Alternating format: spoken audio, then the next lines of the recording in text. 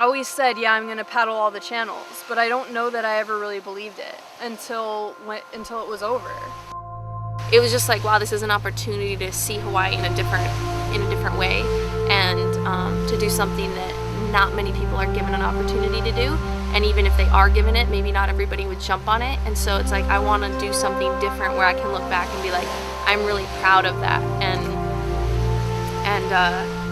I am. Just because it's far from civilization doesn't mean that it's not being moved there by the currents, which are constantly moving. So we've never found any place in the North Pacific subtropical gyre, outside this so-called eastern garbage patch or not, that has been plastic free.